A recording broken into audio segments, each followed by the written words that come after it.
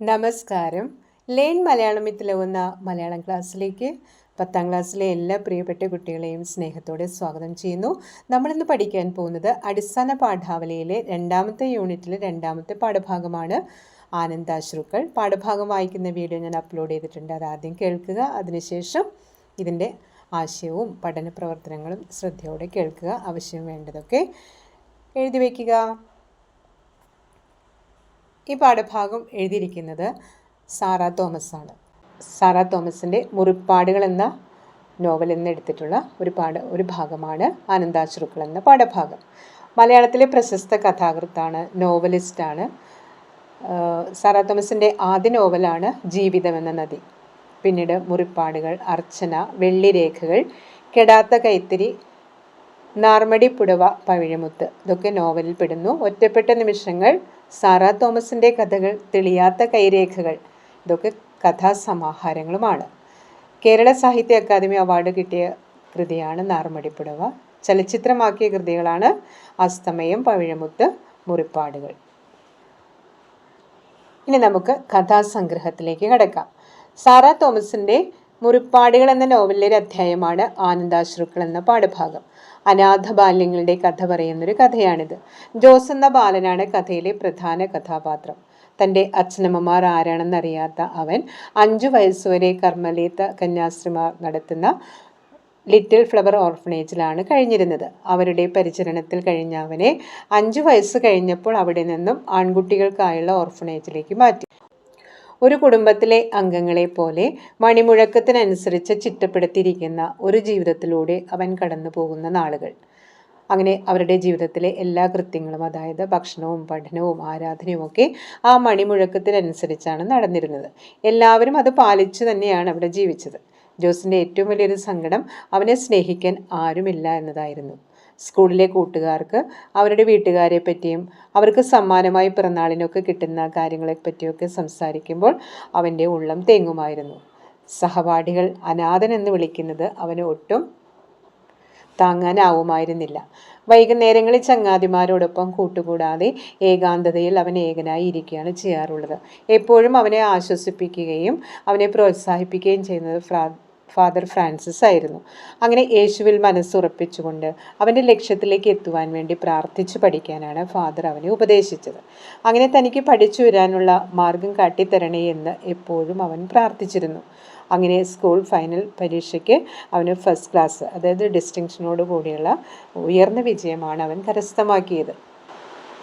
അങ്ങനെ പ്രാർത്ഥനയുടെയും പരിശ്രമത്തിൻ്റെയും ഫലമായി ഉന്നത വിജയം നേടിയ ജോസിനെ ഫാദർ സ്വന്തം മുറിയിൽ വിളിച്ചു വരുത്തി അവൻ്റെ ഭാവി പരിപാടികളെപ്പറ്റി ആരായുന്നു. എന്താവണം, എങ്ങനെ പഠിക്കണം എന്നുള്ള കാര്യങ്ങളെപ്പറ്റി. തുടർ പഠനത്തിനുള്ള എല്ലാ ഏർപ്പാടുകളും അവന് ചെയ്തു കൊടുക്കാമെന്ന് ഫാദർ പറഞ്ഞപ്പോൾ അവന് സന്തോഷമടക്കാനായില്ല. അങ്ങനെ ചങ്ങനാശ്ശേരി സെൻറ്റ് പീറ്റേഴ്സ് കോളേജിൽ ചേർത്ത് പഠിപ്പിക്കാമെന്ന് ഫാദർ അവന് വാക്കുകൊടുത്തു. എല്ലാ ചെലവുകളും ഫാദർ തന്നെ വഹിക്കാമെന്നത് അവനെ സംബന്ധിച്ചിടത്തോളം വലിയ സന്തോഷമുള്ള കാര്യമായിരുന്നു. തൻ്റെ പ്രിയ സുഹൃത്തായ പീറ്ററിനോട് ചെന്ന് പറയുമ്പോൾ രണ്ടുപേരും കൂടി ആനന്ദാശ്രുക്കൾ പൊഴിച്ചു നിൽക്കുന്ന ഹൃദ്യമായൊരു കാഴ്ചയിലൂടെയാണ് പാഠഭാഗം അവസാനിക്കുന്നത്. കഥ നിങ്ങൾക്ക് ഇഷ്ടപ്പെട്ടോ? ഇനി പാഠഭാഗത്തെ ചോദ്യങ്ങളിലേക്ക് കിടക്കാം.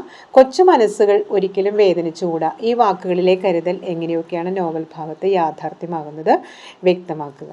സാറാ തോമസിൻ്റെ ആനന്ദാശ്രുക്കൾ എന്ന പാഠഭാഗത്തിലേതാണ് വരികൾ. താൻ അനാഥനാണല്ലോ എന്ന് ഓർത്ത് വിഷമിച്ചിരിക്കുന്ന ജോസിനോട് ഫാദർ ഫ്രാൻസിസ് പറയുന്നതാണ് ഈ വാക്കുകൾ. അവൻ്റെ ദുഃഖകാരണം മനസ്സിലാക്കിയ ഫാദർ അവൻ്റെ അടുത്ത് ചെന്ന് ആശ്വസിപ്പിക്കുന്നു. കൊച്ചു മനസ്സുകൾ ഒരിക്കലും വേദനിച്ചുകൂടാ. എല്ലാ പ്രശ്നങ്ങളും വേദനകളും തന്നോട് പങ്കുവയ്ക്കണമെന്നാണ് ഫാദർ അവനോട് പറയുന്നത്. അവിടെ ആ ഫാദറിൻ്റെ കരുതലും അവനോടുള്ള സ്നേഹവും അവൻ അനാഥനാണെന്നുള്ള തോന്നൽ അവനിൽ നിന്ന് ഇല്ലാതാക്കിക്കൊണ്ട് അവൻ്റെ ആത്മവിശ്വാസം വർദ്ധിപ്പിച്ചുകൊണ്ട് ആ ഫാദർ അവനെ സഹായിച്ചു. അങ്ങനെ വർഷാവസാന പരീക്ഷയിൽ ഫാദറിൻ്റെ പിന്തുണയും സ്നേഹവും അവൻ്റെ പരിശ്രമവും ഈശ്വരാനുഗ്രഹവും എല്ലാം ഒത്തുചേർന്ന് അവൻ 1ാം ക്ലാസ്സിൽ, അതായത് ഫസ്റ്റ് ക്ലാസ്സിൽ തന്നെ വിജയം നേടി. അപ്പോൾ നമ്മളിവിടെ മനസ്സിലാക്കേണ്ടത് എന്താണ്? സ്വന്തം അച്ഛനമ്മമാർ പകർന്നു കൊടുക്കുന്ന അതേ സ്നേഹം ആ ഫാദർ ഫ്രാൻസിസ് ജോസിന് നൽകിയതിലൂടെ അവൻ്റെ എല്ലാ സങ്കടങ്ങളെയും മാറ്റിമറിച്ചുകൊണ്ട് ആത്മവിശ്വാസം ആർജിച്ച് പ്രയത്നിക്കാൻ സാധിച്ചു. അപ്പോൾ തീർച്ചയായും ഫാദർ ഫ്രാൻസിസ് ആണ് അവൻ്റെ വിശ്വാസത്തെ വർദ്ധിപ്പിക്കുവാനും ശക്തിയെ തിരിച്ചറിയുവാനും സഹായിച്ചത്. തൻ്റെ നമ്പറിന് മുകളിലുള്ള നക്ഷത്ര ചിഹ്നത്തിൽ അവൻ്റെ കണ്ണുകൾ തറച്ചു നിന്നു. മനസ്സിൽ ഉന്മേഷം പതഞ്ഞു പൊങ്ങി. പരീക്ഷാഫലം അറിയാൻ കാത്തുനിന്ന ജോസിൻ്റെ മനസ്സിലൂടെ കടന്നുപോയ ചിന്തകൾ എന്തൊക്കെയാവാം? നിരീക്ഷണങ്ങൾ അവതരിപ്പിക്കുക. ഇതാണ് അടുത്ത ചോദ്യം.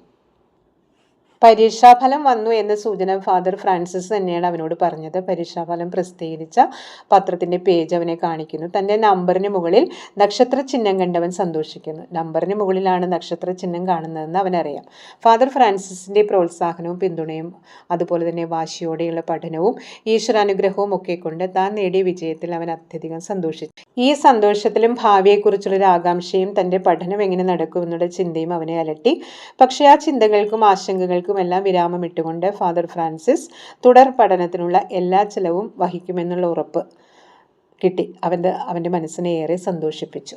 രണ്ടുപേരുടെയും കണ്ണുകൾ നിറഞ്ഞൊഴുകി ആനന്ദാശ്രുക്കൾ. ഫാദർ ഫ്രാൻസിസ്, ജോസ് എന്നിവർ അവരവരുടെ കടമകൾ നിറവേറ്റിയതിൻ്റെ ഫലമാണല്ലോ ഈ ആനന്ദാശ്രുക്കൾ. പാഠഭാഗത്തെ ആശയങ്ങൾ കൂടി പരിഗണിച്ച് വിദ്യാഭ്യാസം ജീവിത പുരോഗതിക്ക് എന്ന വിഷയത്തിൽ പ്രസംഗം തയ്യാറാക്കുക.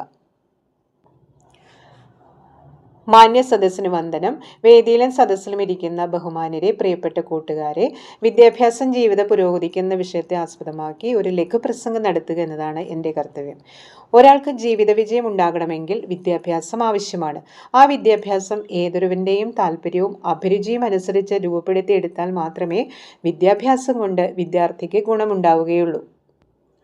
അതായത് വിദ്യാഭ്യാസം ലക്ഷ്യബോധത്തോടെയാവണം. സാറാ തോമസിൻ്റെ മുറിപ്പാടുകൾ എന്ന കഥയിലെ ജോസ് എന്ന കഥാപാത്രത്തെ നമ്മൾ പരിചയപ്പെട്ടതാണ്. ഫാദർ ഫ്രാൻസിസ് നൽകിയ സ്നേഹവും കരുതലും അവൻ്റെ പരിശ്രമവും കൊണ്ടാണ് അവൻ പരീക്ഷയിൽ ഉന്നത വിജയം കരസ്ഥമാക്കിയത്. അവൻ്റെ ജീവിത ലക്ഷ്യം എന്തായിരുന്നു? പഠിച്ച് ഉയരങ്ങളിൽ എത്തുക എന്നതായിരുന്നു.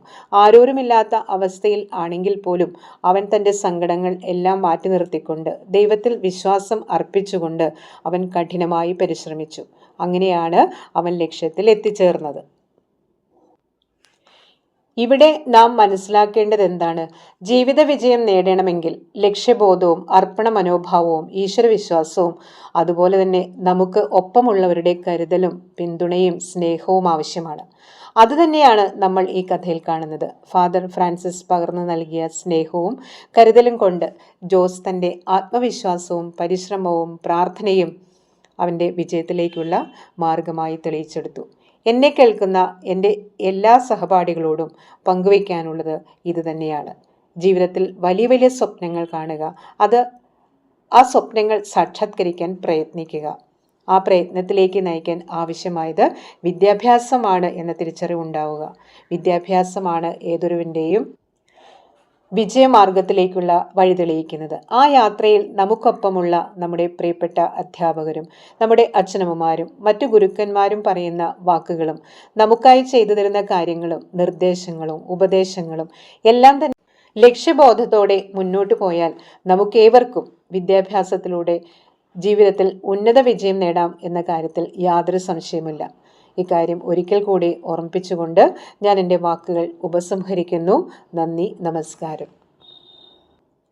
മ്ലാനത മൂടിക്കെട്ടിയ മുഖം, സന്തോഷം പതഞ്ഞു പൊങ്ങി. ഇത്തരം സവിശേഷ പ്രയോഗങ്ങൾ കഥാസന്ദർഭത്തിന് എത്രത്തോളം മിഴിവ് നൽകുന്നു? സമാന പ്രയോഗങ്ങൾ കൂടി കണ്ടെത്തി വിശകലനം ചെയ്യുക. ഒരു നോവലിൻ്റെ ആസ്വാദ്യത വർദ്ധിപ്പിക്കുന്നത് അതിന് സാന്ദർഭികമായി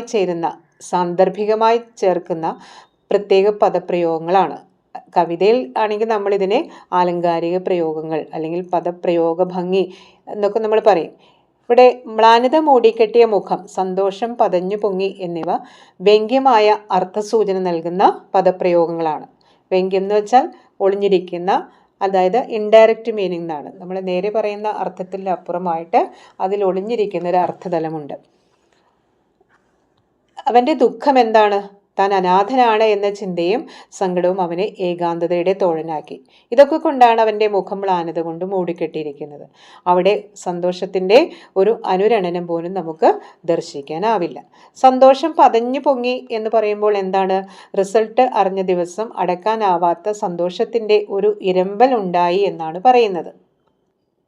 ഇതേപോലെ പാഠഭാഗത്ത് വരുന്ന മറ്റ് പദപ്രയോഗങ്ങളാണ് മണിമുഴക്കം അനുസരിച്ച് ചിട്ടപ്പെടുത്തിയ ജീവിത രീതി, നിയന്ത്രണങ്ങൾ കൊണ്ട് വരിഞ്ഞു കെട്ടുക, ഒഴുക്ക് വെള്ളത്തിലെ ഒതളങ്ങ പോലെ. ഇതൊക്കെ തന്നെ ആ കഥാപാത്രത്തിൻ്റെയും ആ കഥാപാത്രം അനുഭവിക്കുന്ന മാനസികമായ സംഘട്ടനത്തിൻ്റെയും അല്ലെങ്കിൽ അവരുടെ ചിട്ടയായ ജീവിതചര്യയൊക്കെ വെളിപ്പെടുത്താൻ ഉപയോഗിക്കുന്ന പദപ്രയോഗങ്ങളുമാണ്. അതുതന്നെയാണ് ഒരു കഥാകാരിയുടെ കഥാരചനയിലുള്ള മികവ് എന്ന് നമുക്ക് മനസ്സിലാക്കാം. ജീവിതത്തെക്കുറിച്ച് പരാമർശിക്കുമ്പോൾ പറയുന്ന പദപ്രയോഗമാണ് ഒഴുക്ക് വെള്ളത്തിലെ ഒതളങ്ങ. അതായത് അവൻ്റെ ജീവിതം അതുപോലെയാണെന്നാണ് ഇവിടെ പറയുന്നത്. നിലയില്ലാത്തൊരു ജീവിതം, എങ്ങോട്ട് പോകണം എന്നറിയില്ല, അനാഥനാണല്ലോ, അതുകൊണ്ട് അതിനെക്കുറിച്ചുള്ളൊരു ചിന്ത അവനിലുണ്ട്. അതുതന്നെയാണ് ഒഴുക്ക് വെള്ളത്തിലെ ഒതളങ്ങ പോലെ എന്ന പ്രയോഗത്തിലൂടെ സൂചിപ്പിച്ചിരിക്കുന്നത്. കൂടാതെ ആ ഹോസ്റ്റലിലെ അവരുടെ അച്ചടക്കത്തിൻ്റെ ഭാഗമായിട്ട് വരുന്ന ഒരു അസ്വാതന്ത്ര്യമാണ്, അവരുടെ നിയന്ത്രണത്തിലാണ് അവർ വളരുന്നത്. അത് സൂചിപ്പിക്കാൻ വേണ്ടിയാണ് നിയന്ത്രണങ്ങൾ കൊണ്ട് വരിഞ്ഞു കെട്ടി എന്നുള്ള പ്രയോഗത്തിലൂടെ അർത്ഥമാക്കുന്നത്. അടുത്ത ചോദ്യം ഇങ്ങനെയാണ്: നല്ലതല്ലൊരുവൻ ചെയ്ത നല്ല കാര്യം മറപ്പത് നല്ലതല്ലാത്തതുടനെ മറന്നീ.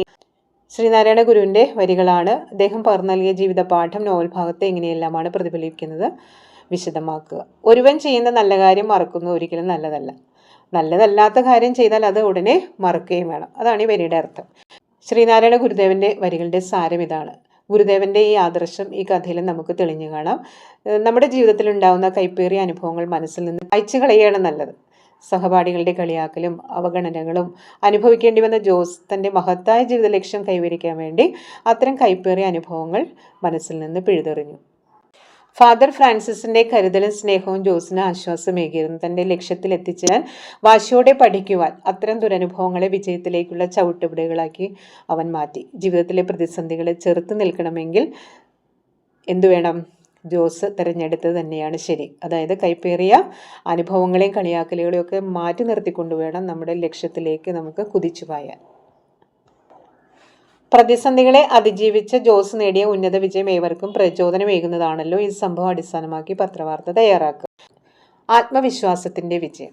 അനാഥനായി വളർന്ന ജോസ് എന്ന ബാലൻ കഴിഞ്ഞ SSLC പരീക്ഷയിൽ ഉന്നത വിജയം കരസ്ഥമാക്കിയിരിക്കുന്നു. 5 വയസ്സുവരെ ലിറ്റിൽ ഫ്ലവർ ഓർഫനേജിലും പിന്നീട് ആൺകുട്ടികൾക്കുള്ള ഓർഫനേജിലുമാണ് വളർന്നത്. ഉറച്ച ദൈവവിശ്വാസവും കഠിനമായ പരിശ്രമവും തികഞ്ഞ ആത്മവിശ്വാസവുമാണ് ജോസിന്റെ സ്വപ്നം യാഥാർത്ഥ്യമാക്കിയത്. അനാഥാലയത്തിലെ ഫാദർ ഫ്രാൻസിസിൻ്റെ പിന്തുണയും സ്നേഹവും കരുതലും ജോസിൻ്റെ വിജയത്തിന് കരുത്തേകി. ചങ്ങനാശ്ശേരിയിലെ സെൻറ്റ് പീറ്റേഴ്സ് കോളേജിൽ തുടർ പഠനത്തിന് തയ്യാറെടുക്കുകയാണ് ജോസ് എന്ന ഈ കൊച്ചുമിടുക്കൻ.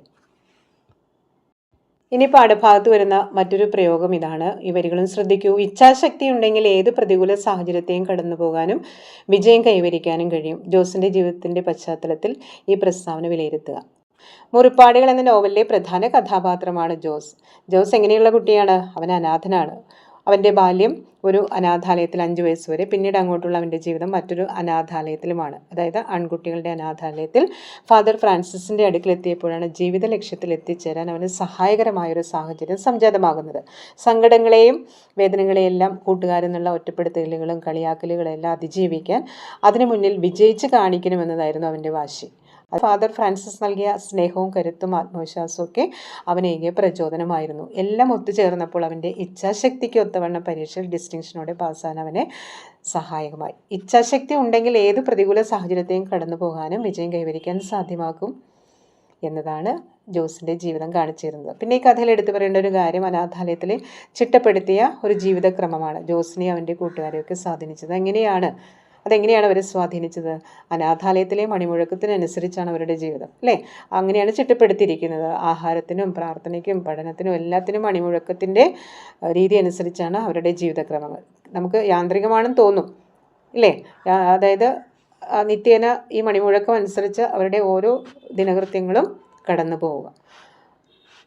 ആർക്കും പരാതികളില്ല, എങ്കിലും അവർ ഒത്തൊരുമിച്ച് സ്നേഹത്തോടെ ജീവിക്കുന്നു എന്നതാണ് പ്രധാന കാര്യം.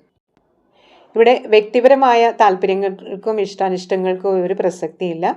അവർക്ക് പുറംലോകമായിട്ടൊരു പരിചയമില്ല. ആ ഹോസ്റ്റലിലാണ് അവർ താമസിക്കുന്നത്.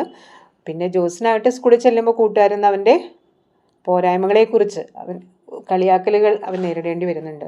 താൻ അനാഥനാണ്, അതൊരു ഒരു കുറവായിട്ട് അവൻ അനുഭവപ്പെട്ടു. അങ്ങനെ ലഭിച്ച ആ ഒരു വാശിയാണ്, അല്ലെങ്കിൽ ഒരു തിരിച്ചറിവാണ് അവനെ ഉണർന്ന് പഠിക്കാനുള്ള പ്രേരണയേകിയത്. തൻ്റെ സങ്കടങ്ങൾക്കും ഒറ്റപ്പെടുത്തലുകൾക്കും ഏകാന്തതയ്ക്കെല്ലാം പരിഹാരം കണ്ടെത്താൻ പഠിക്കുക എന്നതാണ് അവൻ ശീലമാക്കിയത്. അതുപോലെ ഈ കഥയിലെ മറ്റൊരു പ്രധാന കഥാപാത്രമാണ് ഫാദർ ഫ്രാൻസിസ്. അദ്ദേഹത്തിൻ്റെ പ്രത്യേകതകളെ പറ്റി പറയുകയാണെങ്കിൽ അനാഥാലയത്തിലെ കുട്ടികളോട് കാണിക്കുന്ന സ്നേഹവും കരുതലും ശ്രദ്ധേയമാണ്. ജോസിനോട് തോന്നിയ ആ പ്രത്യേക ഇഷ്ടവും അവൻ്റെ ഉയർച്ചയും ആഗ്രഹിക്കുന്ന ഫാദർ അവനെ പഠിപ്പിക്കാൻ പ്രോത്സാഹിപ്പിക്കുകയും പഠനത്തിനുള്ള സഹായങ്ങളൊക്കെ ചെയ്തു കൊടുക്കുകയും ചെയ്യുന്നു. ഒരു മകനോട് ഒരു പിതാവ് കാണിക്കുന്ന അതേ സ്നേഹവാത്സല്യം തന്നെയാണ് ഫാദർ ഫ്രാൻസിസ് ജോസിനോട് കാണിക്കുന്നത്. കഥയിലെ പ്രധാന കഥാപാത്രമായ ജോസിനെ കുറിച്ച് എഴുതാൻ ആവശ്യപ്പെട്ടാൽ എന്തൊക്കെയായിരിക്കും നിങ്ങളുടെ ഓർമ്മയിൽ ആദ്യം എത്തുക? പറയൂ. സാറാ തോമസിൻ്റെ മുറിപ്പാടുകൾ എന്ന നോവലിലെ ഒരു പ്രധാന കഥാപാത്രമാണ് ജോസ്. അനാഥത്വത്തിൻ്റെ വേദന പേറിക്കൊണ്ട് ഏകാന്തതയിലിരുന്ന് വിങ്ങിപ്പൊട്ടുന്ന, അതേസമയം പ്രതിസന്ധികളെല്ലാം തരണം ചെയ്യാൻ ശക്തിയോടെ പഠിച്ചു മുന്നേറുവാൻ ആഗ്രഹിക്കുന്ന ഒരു കഥാപാത്രമാണ് ജോസ്. ഒരുപാട് കാര്യങ്ങൾ ഞാൻ ചേർത്ത് പറഞ്ഞു, നിങ്ങളത് മനസ്സിരുത്തി കേൾക്കുക. ആരുമില്ലാത്തവൻ അനാഥൻ എന്ന പരിഹാസപ്പേര് കൂട്ടുകാരിൽ നിന്ന് കേട്ടതുകൊണ്ട് തനിക്ക് ആരുമില്ല എന്നുള്ള സങ്കടത്തെ പേറിക്കൊണ്ട് കഴിയുന്ന ജോസ് അതേസമയം പ്രതികൂല സാഹചര്യങ്ങൾക്കിടയിലും പഠിച്ചുയരണം എന്ന ചിന്ത അവന് ശക്തി പകർന്നു കൊടുത്തു. അങ്ങനെ സങ്കടങ്ങൾ ഉള്ളിൽ ഒതുക്കിക്കൊണ്ട് ജീവിത ലക്ഷ്യത്തിൽ എത്തിച്ചേരുവാൻ കഠിനമായി പ്രാർത്ഥിക്കുകയും പ്രയത്നിക്കുകയും ചെയ്തുകൊണ്ട് നേടിയ വിജയത്തിൽ ഫാദറിനോടുള്ള കടപ്പാടും ബഹുമാനവും അതേപോലെ തൻ്റെ സുഹൃത്തായ പീറ്ററിനോടുള്ള സൗഹൃദമൊക്കെ അവൻ തുടർന്നു കൊണ്ടുപോകുന്നുണ്ട്. ഈ കഥാപാത്രം നമുക്ക് നൽകുന്ന സന്ദേശം എന്താണ്? ജീവിതത്തിൽ എന്തൊക്കെ പ്രതിസന്ധികൾ ഉണ്ടായാലും വിദ്യാഭ്യാസം നേടുക, വിദ്യാഭ്യാസത്തിലൂടെ താൻ ആഗ്രഹിക്കുന്ന ലക്ഷ്യത്തിൽ എത്തിച്ചേരുന്നതിന് ഈശ്വരാനുഗ്രഹവും ഗുരുകടാക്ഷവും അതോടൊപ്പം നമ്മുടെ കഠിനമായ പരിശ്രമവും ആവശ്യമാണെന്നുള്ള യാഥാർത്ഥ്യമാണ് ജോസ് എന്ന കുട്ടി നമുക്ക് നൽകുന്ന സന്ദേശം. എത്ര മനോഹരമായ, എത്ര മഹത്തായ സന്ദേശം നൽകുന്നൊരു കഥാഭാഗം കൂട്ടുകാർക്ക് ഇഷ്ടപ്പെട്ടു എന്ന് വിചാരിക്കുന്നു. അപ്പോൾ എന്താ വേണ്ടത്? ലൈക്ക് ചെയ്യാനും കമൻറ്റ് ചെയ്യാനും സബ്സ്ക്രൈബ് ചെയ്യാനൊന്നും മറക്കരുത്. Okay, thank you.